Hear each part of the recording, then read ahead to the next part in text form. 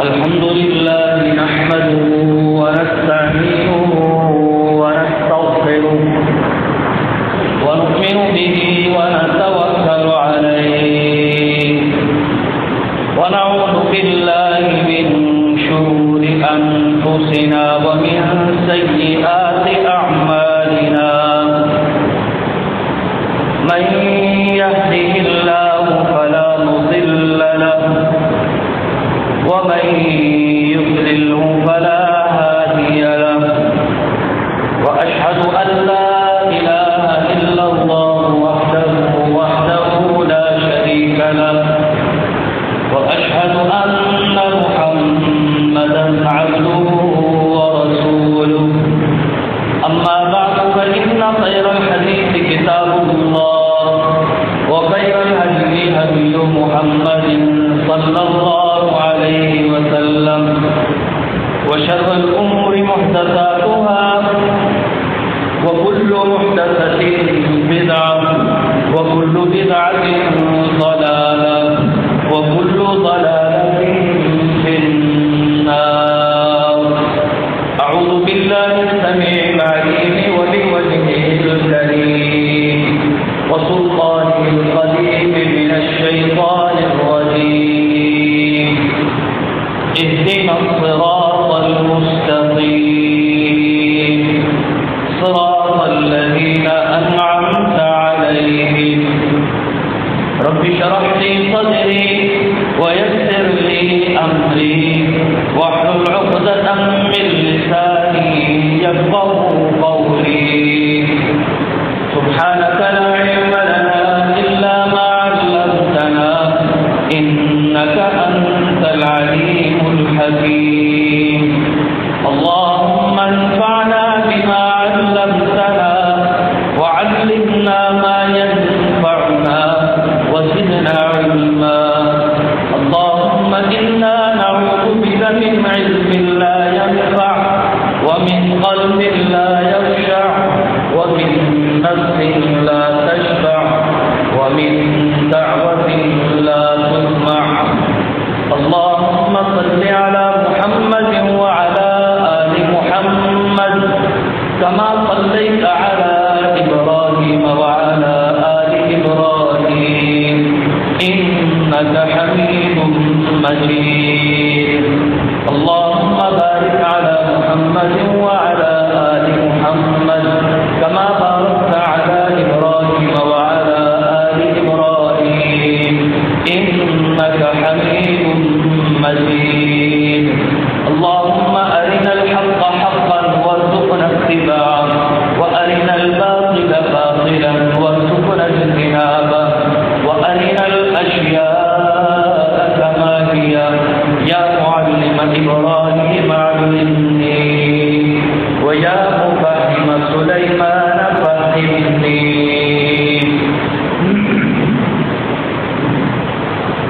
ہر قسم کی حمد و ثنا کبریائی بڑائی حضور کی اللہ رب العالمین اللہ رب العزت اللہ وحدہ لا شریک لہ کے لیے ہے کہ جو ہمارا خالق و مالک ہے، حاجت روا مشکل کشا ہے، بگڑیاں سنوارنے والا ہے، بے اولادوں کو اولاد دینے والا ہے اور پریشان حال لوگوں کی پریشانیوں کو دور فرمانے والا ہے.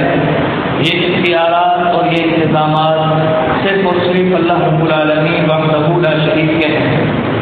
اسی کے ساتھ ہی درود و سلام ہو امام الاولین والآخرین خاتم النبیین جناب محمد رسول اللہ صلی اللہ علیہ وسلم کی ذات اقدس پر ریت کے ذرات سے زیادہ، سمندر کے قطروں سے زیادہ اور رب العالمین کی تمام مخلوقات سے زیادہ صلی اللہ علیہ وعلی آلہ وصحبہ وسلم.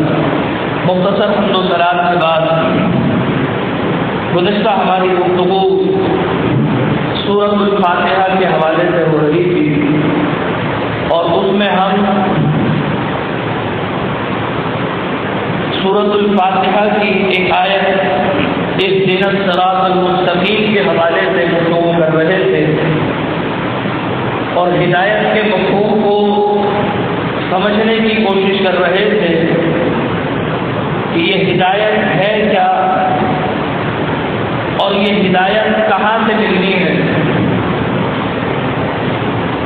گزشتہ گفتگو کے ضمن میں نے تاریخ کے حوالے سے کچھ گفتگو کی تھی، اور اس کے ضمن میں نے ایک بات جو سبقت لسانی سے ہو گئی تھی، وہ میں نے واقعہ تحکیم کو عمر بن عاص سے جوڑ دیا تھا۔ تو واقعہ تحکیم کا تعلق پہلے تصحیح فرما لیں، واقعہ تحکیم کا تعلق عمر بن عاص سے نہیں ہے بلکہ خوارج سے ہے۔ عمر بن عاص اور ابو موسیٰ اشعری کا ایک الگ واقعہ ہے جو تاریخ ہمیں بتاتی ہے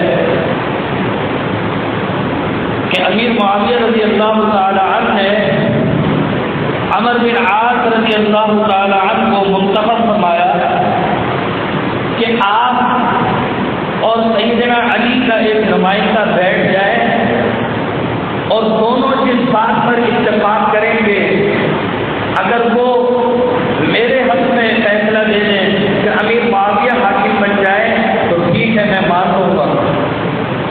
عمر بن عاص کہنے لگے کہ ایک مسئلہ ہے، اگر آپ مجھے کوئی عہدہ دے دیں میں آپ کو خلافت دلا دوں۔ یہ تاریخ کہتی ہے، میں تصدیق کر رہا ہوں اور پھر مجھے اپنے موضوع پر آنا ہے۔ عمر بن عاص رضی اللہ تعالی عنہ سیدنا علی کے پاس پہنچے اور وہاں سے ایک نمائندہ لیا، انہوں نے ایک نمائندہ ابو موسیٰ اشعری کو منتخب کیا کہ آپ دونوں چلے جائیں، ایک جگہ بیٹھ جائیں، مسئلے کو حل کریں اور جو فیصلہ آپ کا ہوگا وہ ہم کر لیں گے۔ ابو موسیٰ اشعری اور عمر بن عاص کے درمیان گفتگو ہوئی اور فیصلہ یہ ہوا کہ ہم دونوں اپنے اپنے خلیفوں کو معزول کر دیتے ہیں اور کوئی نیا خلیفہ منتخب کرتے ہیں۔ گفتگو ہوئی، لوگوں کے سامنے، مجمع کے سامنے آ گئے کہ ٹھیک ہے اب فیصلہ ہونا ہے۔ عمر بن عاص کہنے لگے ابو موسیٰ اشعری سے، آپ بزرگ ہیں، آپ بڑے ہیں، آپ کہیے کیا کہنا ہے۔ کہنے لگے نہیں، آپ زیادہ سمجھدار ہیں، آپ گفتگو فرمائیں۔ لیکن عمر بن عاص نے زور دیا ابو موسیٰ اشعری کو کہ آپ ہی گفتگو فرمائیں۔ ابو موسیٰ اشعری نے گفتگو کی اور گفتگو کے بعد فرمایا کہ میں اپنے خلیفہ سیدنا علی کو معزول کرتا ہوں۔ یہ گفتگو کر کے وہ آ گئے۔ اب عمر بن عاص کی باری آئی۔ عمر بن عاص نے گفتگو کی اور فرمایا لوگوں آپ نے سن لی ہے یہ بات کہ ابو موسیٰ اشعری نے اپنے خلیفہ کو معزول کر دیا ہے، لیکن میں امیر معاویہ کو معزول نہیں کرتا۔ اب تاریخ کیا کہتی ہے کہ نعوذ باللہ ایک صحابی نے دوسرے صحابی کو دھوکہ دیا۔ پہلے گفتگو کر لی، ہم دونوں ایک اپنے اپنے خلیفے کو معزول کر دیں، اور ساتھ میں ایک نے دھوکہ دے دیا دوسرے کو، جبکہ یہ صریح قرآن و سنت کے خلاف ہے۔ قرآن و سنت کی تعلیمات ہمیں بتاتی ہے کہ صحابہ میں ایسا ایمان تھا، ایسی محبت تھی کہ وہ دھوکہ دینا دور کی بات، وَيُؤْثِرُونَ عَلَىٰ أَنفُسِهِمْ وَلَوْ كَانَ بِهِمْ خَصَاصَةٌ، خود گھاٹا برداشت کر لیں گے، خود نقصان برداشت کر لیں گے، لیکن اپنی جانوں پر، اپنے مال پر، اپنی عزتوں پر دوسروں کو فوقیت دیں گے۔ لیکن تاریخ ہمیں الٹ بتاتی ہے۔ اب تاریخ کو لے کر گزشتہ جمعے کو بعض لوگوں کو، بعض ساتھیوں کو یہ یاد ہوا کہ میں تاریخ کا مکمل طور پر رد کر رہا ہوں، حالانکہ میں نے جو واقعات آپ کے سامنے رکھے تھے اور جس تاریخی میں بات کر رہا تھا وہ عباسیوں کی لکھی ہوئی تاریخ کی بات ہو رہی ہے کہ جس کی بنا پر آج مسائل کھڑے ہوئے اور آج ان لوگوں کو کہ جو صراط مستقیم پر چلنے والے تھے انہیں برا بھلا کہا جا رہا ہے۔ میرے دوستوں بزرگوں، تاریخ کا سرے سے انکار ممکن نہیں ہے، اس لیے کہ تاریخ میں، قرآن مجید میں بھی ہمیں تاریخ ملتی ہے۔ نوح علیہ السلام کا واقعہ،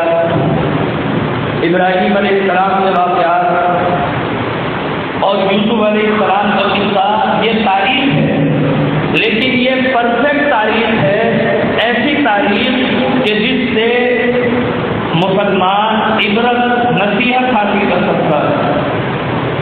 اور یاد رکھیے کہ جو تعلیم ہمارے لیے مفید تھی وہ اللہ نے قرآن میں بیان کر دی، یا جو واقعات مسلمانوں کے لیے مفید تھے وہ پیارے پیغمبر علیہ السلام نے اپنی احادیث میں بیان کر دیے، اور اس کے بعد فرمایا الیوم اکملت لکم دینکم واتممت علیکم نعمتی، اب دین مکمل ہو گیا۔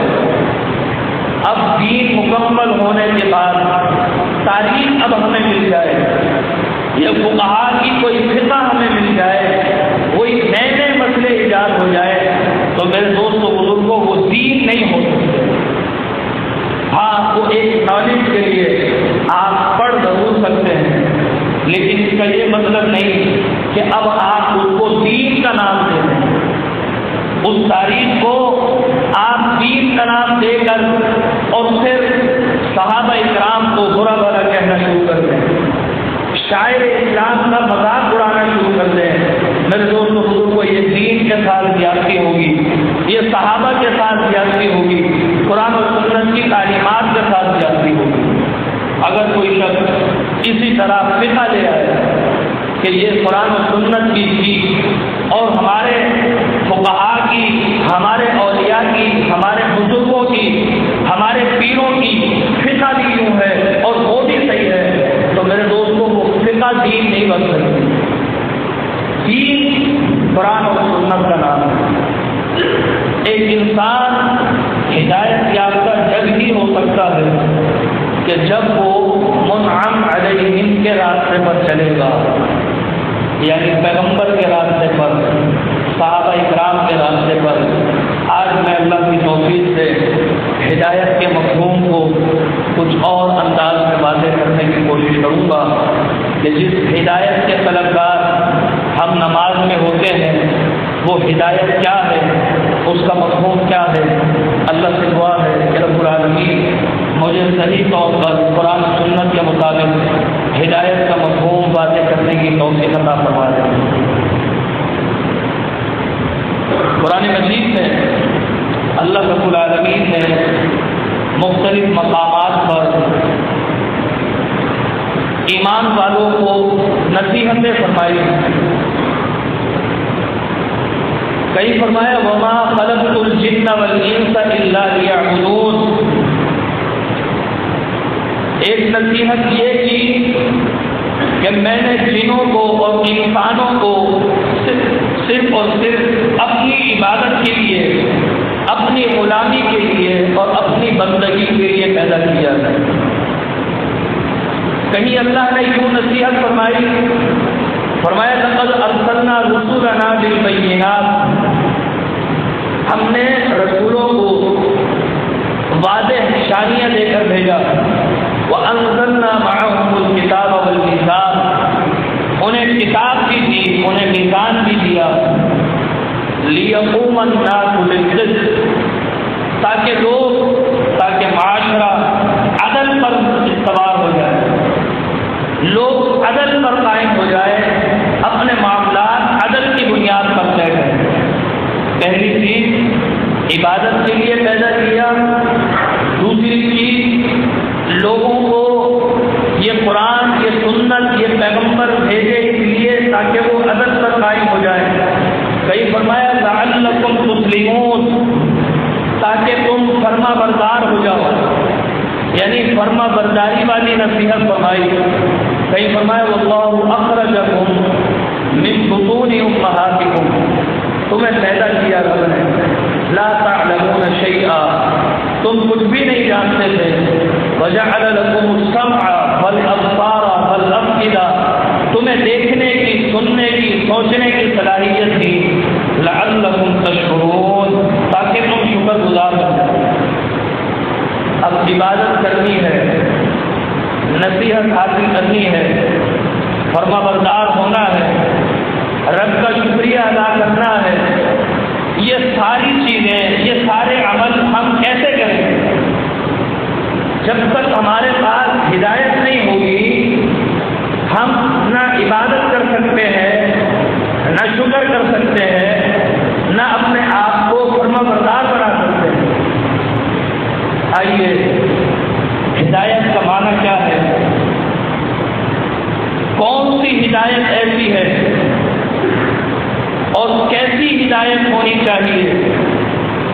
جسے اپنا کر ہم عبادت اور بندگی بھی کر سکیں، شکر بھی ادا کر سکیں، اپنے آپ کو فرما بردار بھی بنا سکیں، اپنی زندگی اپنے معاملات کو عدل پر قائم کر سکیں۔ وہ ہدایت کون سی ہے؟ اس کے لیے ضروری ہے کہ پہلے ہدایت کا مفہوم سمجھیں۔ ہدایت جو اس آیت مبارکہ کا پہلا لفظ اہدنا سے ماخوذ ہے۔ ہم کہتے ہیں اہدنا، ہمیں ہدایت دے، لیکن یہ ہدایت کیا ہے؟ ہدایت کا معنی ہوتا ہے رہنمائی۔ ایک لفظی معنی ہے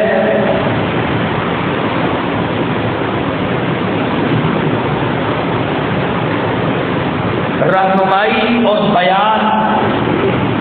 ہدایت کا ایک معنی بیان، ایک ہدایت کا معنی دلالت۔ کوئی چیز کسی چیز پر دلالت کرتی ہے تو اس دلیل سے ہمیں وہ بات سمجھ آ جاتی ہے۔ تو ہدایت کا معنی دلالت، اور اسی سے الہادی ماخوذ ہے۔ ہادی کا مطلب ہوتا ہے رہنما، ہدایت کا مطلب رہنمائی، اور ہادی کا مطلب رہنما جو اپنے پیشوا کو اپنے ساتھ ساتھ لے کر چلے، اپنے ماننے والوں کو اپنے ساتھ ساتھ لے کر چلے، ان کو لیڈ کرے، اسے رہنما کہتے ہیں، اور عربی میں الہادی کہتے ہیں۔ اور پیارے پیغمبر علیہ السلام کا ایک نام بھی الہادی ہے کہ آپ علیہ السلام ہی ہمارے پیشوا، ہمارے رہنما ہیں۔ جب بھی کبھی ہمارے جلسوں میں یہ نعرہ لگتا ہے رہبر و رہنما، تو پھر ہم یہ کہتے ہیں مصطفیٰ مصطفیٰ، کہ ہمارے رہنما صرف اور صرف مصطفیٰ ہے، آپ کے علاوہ کوئی اور ہمارا رہنما نہیں ہے۔ کوئی کتنا ہی بزرگ ہو، کوئی کتنا ہی بڑا پیر ہو، وہ ہمارا رہنما نہیں ہے۔ کم از کم ہمارے رہنما صرف اور صرف پیارے پیغمبر علیہ السلام ہے۔ تو ہدایت کا معنی ہوتا ہے رہنمائی، راہ، جس راستے پر چلے کہ آپ کو سیدھا راستہ مل جائے اور آپ ہدایت پالیں۔ عربی زبان میں اس اونٹ کو کہ جو آگے آگے چل رہا ہوتا ہے اسے بھی الہادی کہتے ہیں، اس لیے کہ وہ اونٹ آگے آگے چل رہا ہوتا ہے۔ وہ سب کو، سارے اونٹ، کبھی آپ نے دیکھا ہو اونٹ ایک ساتھ جب ریوڑ میں چلتے ہیں ایک کے پیچھے ایک چلتے ہیں، اگر ایک دلدل میں چلا جائے پیچھے سارے دلدل میں۔ تو اگر رہنما غلط مل جائے تو پھر پیچھے چلنے والے وہ سارے گمراہی میں چلے جاتے ہیں۔ رہنما اچھا مل جائے، راستہ اچھا مل جائے تو پھر پیچھے چلنے والے وہ سارے کامیاب ہو جاتے ہیں۔ تو وہ اونٹ جو آگے آگے چل رہا ہو اس اونٹ کو ہادی الابل کہتے ہیں، کہ یہ اونٹوں کا رہنما ہے، انہیں اپنے پیچھے پیچھے لے کر چل رہا ہے۔ یہ ہدایت کا مفہوم تھا لفظی اعتبار سے۔ اب سمجھیے کہ ہدایت دو قسم کی ہوتی ہے۔ اللہ نے اپنی مخلوق کی جو ہدایت کی ہے اور خصوصاً انسانوں کی جو ہدایت اور رہنمائی کی ہے وہ دو قسم کی ہے۔ ایک وہ ہدایت کہ جسے آپ فطری ہدایت کہتے ہیں، فطری ہدایت۔ سورۃ الاعلی میں اللہ رب العالمین فرماتے ہیں سبح اسم ربک الاعلی الذی خلق فسوی والذی قدر، وہ رب جس نے تقدیر بنائی تمہاری، فہدا، اور تمہیں فطری طور پر ہدایت دے دی۔ یعنی فطری ہدایت ایک الگ چیز ہے اور دینی ہدایت ایک الگ چیز ہے۔ فطری ہدایت اللہ نے ہر شے کی ہے، کائنات میں جتنی بھی شے ہے، جو بھی مخلوق ہے۔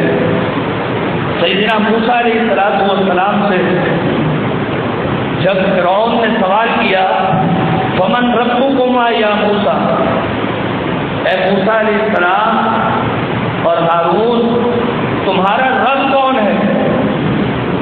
قال ربنا الذی، ہمارا رب وہ ہے اعطى كل شيء خلقا، جس نے ہر شے کو خلق کیا ہے، پیدا کیا ہے، ثم ہدی، پھر ہر شے کو ہدایت دے دی۔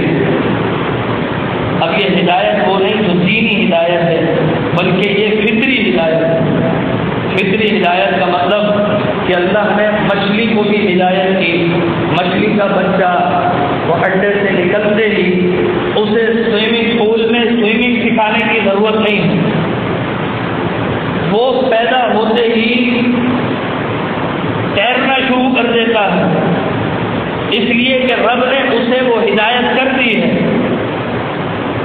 ایک انڈے سے نکلنے والا چوزا، اسے معلوم ہوتا ہے کہ میری غذا چیل کی چونچ میں نہیں ہے، اسے پتہ ہے کہ مرغی کی چونچ میں میرا دانہ ہے، وہ اپنی غذا وہاں سے لیتا ہے۔ ایک چھوٹا سا بکری کا بچہ وہ پیدا ہونے کے بعد اپنی غذا تلاش کر لیتا ہے، کیونکہ رب نے اسے رہنمائی کر دی، اس کی ہدایت فطری طور پر ہو چکی ہے۔ میرے دوستو، اسی طرح ستاروں کی ہدایت، زمین و آسمان کی ہدایت، چرند پرند کیڑے مکوڑوں کی ہدایت۔ ایک پرندہ اپنے گھونسلے سے وہ رینگنا شروع نہیں کرتا، بلکہ بڑا ہونے کے بعد وہ اڑنا شروع کر دیتا ہے۔ ایسا ہو نہیں سکتا کہ پرندہ پانی کے اندر مچھلی کی طرح تیرنا شروع کر دے۔ مچھلی تیرتی ہے، پرندہ اڑتا ہے، یہ ہدایت فطری ہے، اور اللہ نے انسان کو بھی ہدایت کی ہے۔ ایک بچہ، اسے پتہ ہوتا ہے کہ رب نے میری ماں میں غذا رکھی ہے، وہ وہیں سے غذا لیتا ہے۔ یہ فطری ہدایت اللہ نے اپنی ہر مخلوق کو عطا کی ہے، ہر شے کو، ذرے ذرے کو، آسمان کو، سورج چاند ستاروں کو۔ آپ نے دیکھا ہے سورج اپنے وقت پہ نکلتا ہے، کہاں سے نکلنا ہے اسے ہدایت مل چکی ہے۔ اسی طرح آسمان کی مخلوق، زمین کی مخلوق، ہر شے کی، بادلوں کو بھی ہدایت ملتی ہے۔ اللہ کی طرف سے آرڈر ملتے ہیں تو وہ برسنا شروع کر دیتے ہیں۔ فرمایا وَأَوْحَى كُلَّ سَمَاءٍ أَمْرَهَا، اللہ نے ہر آسمان کو اس کے کرنے کے کام بتا دیے ہیں، اس کی ہدایت کر دی ہے۔ یہ ہدایت سب کے لیے عام ہے، لیکن ہم تو نماز میں مانگتے ہیں اور رب سے کہتے ہیں اهدنا الصراط المستقیم، وہ ہدایت دینی ہدایت مانگتے ہیں۔ فطری ہدایت میں اللہ نے کان رکھ دیے، کانوں کا کام سن کر وہ بات دماغ تک پہنچا دینا، آنکھیں دیکھ کر وہ بات، وہ چیز جو آپ نے دیکھی ہے اس کا پیغام دماغ تک پہنچا دیتی ہے۔ چھونے کا، چکھنے کا، یہ ساری چیزیں یہ ہدایت ہے، لیکن دینی ہدایت وہ ایک الگ ہدایت ہے اور وہ رب کی طرف سے نعمت ہوتی ہے۔ اور یہی وجہ ہے کہ اللہ نے جب وہ دینی ہدایت جسے میں نے نعمت قرار دیا، نعمت کہا ہے، اس نعمت کو جن لوگوں کو عطا کیا اللہ نے انہیں بھی منعم علیہم قرار دیا کہ یہ ہدایت والی نعمت میں نے اپنے ان لوگوں کو دی ہے انعمت علیہم، جن پر میں انعام کر چکا ہوں۔ تو یہ ہدایت ایک طریقے سے یہ نعمت ہے، اور اللہ رب العالمین فرماتے ہیں اما یأتینکم منی ھدی، میری طرف سے جب ہدایت آ جائے، فمن تبع ہدایا، جو اس ہدایت کی پیروی کرے گا، کون سی ہدایت کی؟ منی ھدی، وہ ہدایت میری طرف سے ہو۔ قرآن مجید کی سورہ بقرہ کی ابتدا میں اللہ رب العالمین نے اصول بیان کیے ہیں۔ ایک بندے نے نماز میں ہدایت مانگی، اللہ نے فرمایا ہدی للمتقین، یہ قرآن ہدایت ہے متقین کے لیے۔ اب اللہ اصول بیان فرماتے ہیں کہ وہ ہدایت تمہیں اور طریقے سے بھی مل سکتی ہے، لیکن یاد رکھنا اصول ایک ہی ہوگا۔ اصول کیا ہوگا؟ انزل الیک، وہ ہدایت میری طرف سے جب ہوگی، جب وہ نازل شدہ ہوگی۔ اگر نازل شدہ نہیں ہے، رب کی وحی کی صورت میں نہیں ہے، تو وہ پھر ہدایت نہیں ہے۔ فرمایا انزل الیک، وہ ہدایت جب ہوتی ہے جب وہ پیغمبر کے پاس آتی ہے۔ اب ہر کوئی ایرا غیرہ کھڑے ہو کر لوگوں کو گمراہ نہیں کر سکتا کہ ہدایت میرے پاس بھی ہے، میں جو بات کہتا ہوں وہ بھی ہدایت ہے۔ فرمایا دوسرا اصول یہ ہے انزلہ ہو، پہلا اصول انزلہ ہو، دوسرا الیک ہو، وہ پیغمبر کی طرف نازل ہونے والی بات ہو، وہ ہدایت ہو۔ اور وہ چیز اس آیت میں فرمایا منی ہدی،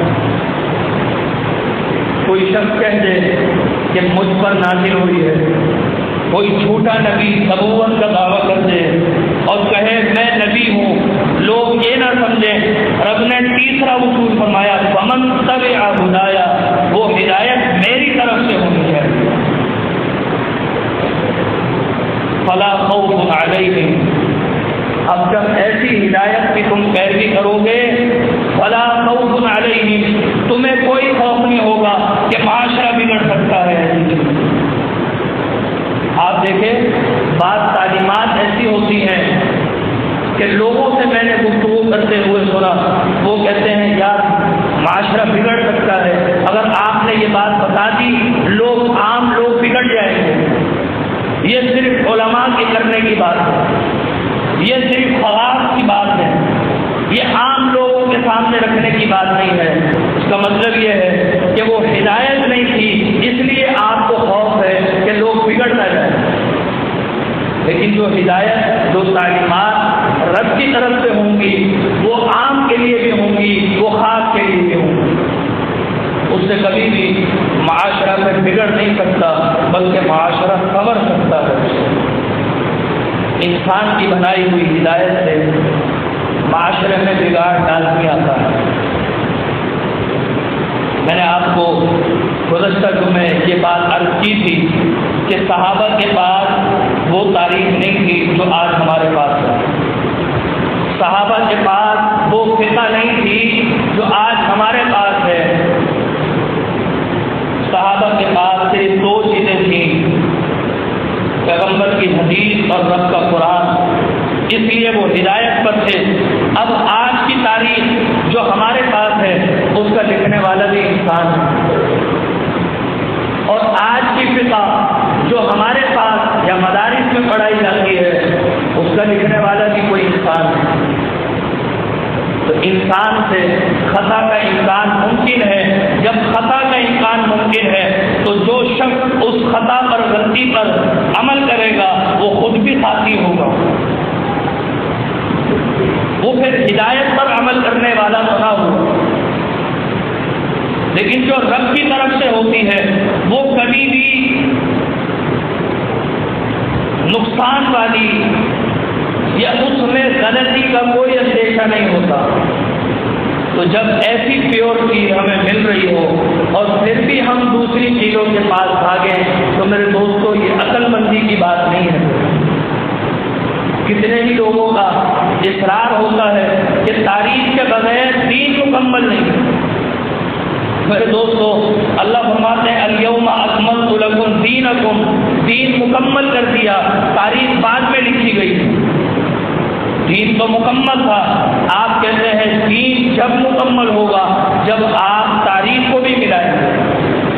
صحابہ کے پاس تاریخ نہیں تھی، وہ پچھلے لوگوں کے واقعات پڑھ پڑھ کے اس پر عمل نہیں کرتے تھے، وہ یہ دیکھتے تھے پیغمبر نے کیا کیا ہے، پیغمبر نے کس طرح کیا ہے، یہ پیغمبر نے کب کیا ہے، یہ پیغمبر نے کس طرح بتایا ہے، وہ یہ سن کر اس پر عمل کرتے تھے۔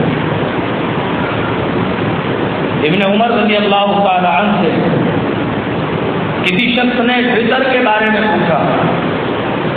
فقہ میں یہی تو ہوتا ہے کہ نماز میں کتنے واجبات ہیں، کتنے فرائض ہیں، کتنے سنن ہیں، کتنے مؤکدہ ہیں، کتنے غیر مؤکدہ ہے، یہ ساری فقہ ہے. صحابہ کے پاس ایسی فقہ نہیں تھی. صحابہ اکرام کیا دیکھتے تھے؟ پیغمبر نے یہ کام کیا ہے ہم بھی کریں گے، پیغمبر سے یہ ثابت نہیں ہے ہم بھی نہیں کریں گے. ایک شخص نے ابن عمر سے سوال کیا، یہ بتائیں وطر واجب ہے، فرض ہے، مستحب ہے، کیا ہے؟ کہنے لگے مجھے اس چیز کا پتہ نہیں ہے کہ یہ واجب ہے یا فرض ہے یا سنت ہے، یہ کیا ہے. مجھے بس یہ پتہ ہے کہ پیغمبر نے وطر پڑھے ہیں اور پیغمبر نے وطر پڑھنے کی تاکید کی ہے، میں یہ جانتا ہوں. اب ہم فقہ میں پڑھ کے پھر کیا ہوا؟ بھائی ہم نے درجے بنا دیے، یہ چیز فرض ہے، فرض تو کوئی نہیں چھوڑتا. کہا یہ واجب ہے، فرض سے نچلا درجہ ہوتا ہے. حالانکہ ہمارے نزدیک، اہل حدیث کے نزدیک فرض اور واجب ایک ہی چیز ہوتی ہے، لیکن دیگر مسالک کے نزدیک واجب فرض سے کم ہوتا ہے. فرض وہ ہوتا ہے کہ جس کی دلیل قطعی ہو، یعنی قرآن سے ملتی ہو، سنت متواترہ سے ملتی ہو، وہ فرض کے درجے میں. اور جو واجب ہے وہ ظنی دلیل سے ملتی ہو، اخبار احاد میں سے ہو یا وہ حدیث مشہور ہو، ایسی حدیث اس سے کوئی دلیل ملتی ہو تو وہ واجب ہوتی ہے. پھر اس سے نیچے سنت، پھر نفل، پھر ہم نے کیٹیگریاں بنا دی. اب ہم کیا کرتے ہیں؟ صرف فرض کو لے لیتے ہیں، باقی ساری چیزیں چھوڑ دی. یہ ضروری نہیں ہے نا.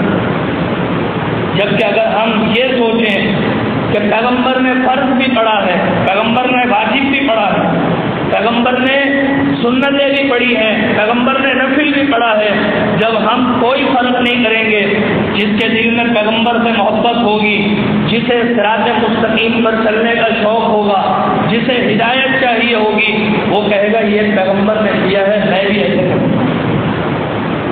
وہ یہ نہیں دیکھے گا کہ اب میں تاریخ میں دیکھوں کہ فلاں فقیہ نے کیا کہا ہے اس بارے میں. وہ کہے گا پیغمبر نے کہا ہے بس ٹھیک ہے. فرمایا فمن تبع ہدایا فلا خوف علیہم ولا هم یحزنون، اسے نہ خوف ہوگا نہ اسے غم ہوگا. تاریخ پر عمل کر رہے ہیں، پھر صحابہ کو برا بھلا کہتے ہیں، پھر ایک دوسرے کو غم بھی ہوتا ہے، غم و غصہ ہوتا ہے کہ یہ کیوں ہو گیا؟ اس لیے کہ انہوں نے ہدایت کو چھوڑ دیا ہے. رب سے صرف نماز میں ہدایت مانگتے ہیں، لیکن ہدایت پر چلنے کی اور اس ہدایت کو حاصل کرنے کی کوشش نہیں کرتے. یہ ہدایت کی ایک لمبی تاریخ ہے. آدم علیہ السلام سے شروع ہوئی، اللہ نے ہر پیغمبر کو ہدایت والا راستہ دے کر بھیجا کہ اپنے ماننے والوں کو اس راستے پر چلاؤ. آدم علیہ السلام ہدایت لے کر آئے، لیکن حابیل قابیل کا واقعہ شروع ہو گیا، وہاں سے نافرمانی شروع ہو گئی. اللہ نے نوح علیہ السلام کو بھیجا، انہیں پھر ہدایت پر لاؤ. نوح علیہ السلام کے دور میں پھر شرک شروع ہو گیا، ابراہیم علیہ السلام کے دور میں پھر شرک شروع ہو گیا، سیدنا موسیٰ علیہ السلام کے دور میں بچڑے کی عبادت شروع ہو گئی، انہوں نے پھر درست کیا. پھر عیسیٰ علیہ السلام آئے، انہوں نے بھی ہدایت کی طرف لوگوں کو تعلیمات ہدایت والی پہنچائی، لیکن پھر بگاڑ آ گیا. اللہ نے پیارے پیغمبر کو بھیج دیا. میرے دوستو یہ تاریخ ہے ایک لمبی ہدایت کی. اب ہمیں اللہ کے پیغمبر نے اس طرح تعلیمات پہنچائی ہیں کہ اب اس میں بگاڑ نہیں آ سکتا. اس لیے کہ یہ قرآن ہدایت ہے، پیغمبر کی تعلیمات ہدایت ہے، اور ایسی ہدایت والی تعلیمات کی حفاظت کا بیڑا اللہ نے خود لیا ہوا. اِنَّا نَحْنُ نَزَّلْنَا الذِّكْرَ وَإِنَّا لَهُ لَحَافِظُونَ. یہ ذکر، یہ قرآن اور حدیث ہم نے نازل کیا ہے اور ہم ہی حفاظت کریں گے. اب بگاڑ نہیں آ سکتا۔ اور اللہ نے ایسا انتظام کیا، لوگ سورج چاند ستاروں کی پوجا کرتے تھے ابراہیم علیہ السلام کے دور میں۔ ابراہیم علیہ السلام نے کیا دیکھا کہ شاید فلما رأى الشمس بازغة قال هذا ربي هذا اکبر، کبھی چاند کو دیکھتے ہیں، کبھی ستاروں کو، کبھی سورج کو، اس لیے کہ پرستش ہو رہی تھی۔ اللہ نے قرآن مجید میں فرمایا یہ ساری چیزیں میں نے مسخر کی ہیں۔ آج کا انسان پرستش نہیں کر رہا، آج کا انسان اس سورج سے سولر بنا رہا ہے، سولر انرجی، اس سے فوائد لے رہا ہے کہ اللہ نے یہ ہمارے لیے بنائے ہیں، بجائے اس سے کہ ہم اس کی عبادت کریں۔ پتھروں کی پوجا کرتے تھے، آج انسان پتھر کے گھر بنا رہا ہے، پتھر کو رونقتا ہوا چلا جاتا ہے، کیونکہ یہ ہدایت نہیں ہے۔ راستہ ہدایت کا پیغمبر نے یوں سکھایا، فرمایا لا الہ، شرک کی جڑ اس طرح کاٹی، لا الہ، کوئی بھی معبود نہیں ہے، نہ دل میں نہ دل سے باہر، عمل میں۔ فرمایا کوئی معبود نہیں ہے الا اللہ، سوائے اللہ کے، یعنی ہدایت ایسے انداز میں کر دی کہ اب پچھلی جتنی گمراہیاں تھی، ہدایت کی ضد ضلالت ہے، اور ضلالت کا معنی گمراہی، راستے سے ہٹ جانا۔ اب پیغمبر نے ہر وہ راستہ بند کر دیا کہ جہاں سے انسان بھٹک سکتا تھا، کبھی پتھروں سے، کبھی کسی چیز سے۔ فرمایا لا الہ، کوئی الہ نہیں ہے، نہ پتھر ہے، نہ سورج ہے، نہ چاند ہے، کوئی مخلوق الہ نہیں ہے الا اللہ، صرف اللہ ہی معبود ہے۔ وہ سارے ضلالت و گمراہی کے راستے بند کر کے اللہ کے پیغمبر نے ہدایت والا راستہ ہمیں دکھا دیا، توحید والا راستہ دکھا دیا، سنت والا راستہ دکھا دیا۔ اس لیے اللہ رب العالمین فرماتے ہیں یاسین والقرآن الحکیم انک لمن المرسلین، اے پیغمبر علیہ السلام آپ رسولوں میں سے رسول ہیں، علی صراط مستقیم، اور آپ ہی صراط مستقیم پر ہیں، وانک لتہدی الی صراط مستقیم، آپ ہی رہنما ہیں صراط مستقیم کی طرف لے جانے والے۔ اللہ سے دعا ہے کہ رب العالمین ہم جو تجھ سے ہدایت مانگتے ہیں، دینی ہدایت، وہ ہدایت ہمیں عطا کر دے، ہمیں قرآن والے راستے پر چلا دے، ہمیں پیارے پیغمبر علیہ السلام کے دین اور آپ کی شریعت پر عمل کرتے ہوئے زندگی بسر کرنے کی توفیق عطا فرما دے۔